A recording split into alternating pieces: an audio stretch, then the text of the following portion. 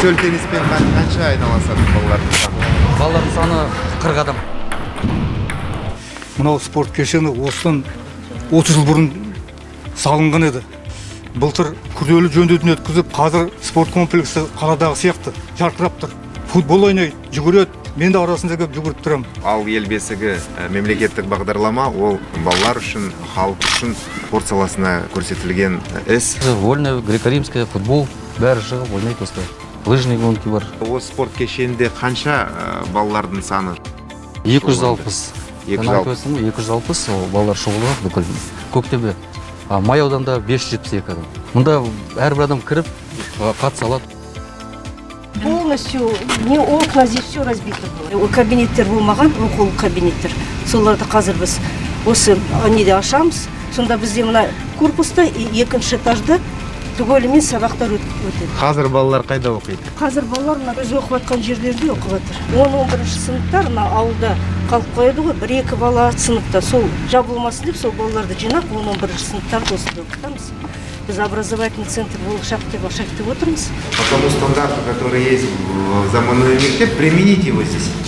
Когда завершите? Начало октября. 20 жыл тұрған ғимаратымызды істеп жатыр.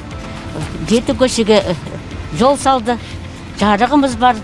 Еліміздің 30 жылдық, тәуелсіздіктің 30 жылдығына орай бізге шағын футболдық алаң сыйлап отыр. Шілде айында бастады, тамыз айында аяқтады. Балаларымыз 1-2 айдың ішінде өздерінің жаттығуларын осы жерде өткізіп жатыр. Көктөбе ауылында да балаларға арналған шағын алаң ашылды. Ауыл үшін бәрі қуанышты жағдай. Өзіміздің орта мектептің түлегі енді бір өте жақсы істеп қуанып отыр халық. Көктөбеде мектепте 111 бала дедік қой, соның 50 баласы жаңағы футболмен шұғылданады екен. Әр ауылдық округтардың балалары бір-бірімен жарыс өткізіп, үлгілері аудандық деңгейде, ары қарай облыстық деңгейде осы балалардан басталу керек. Построили базы, комплекс полностью. Мы занимаемся операторством. Завезли 1000 голов для себя, 1200 для населения. В этом году планируем еще себе завести порядка 2000 голов. Карантинные площадки, ветобследование полностью проверяется все.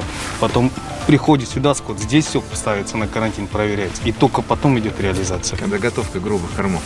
Мы заготовку закончили. Есть какие-то проблемные? Проблем сейчас нет.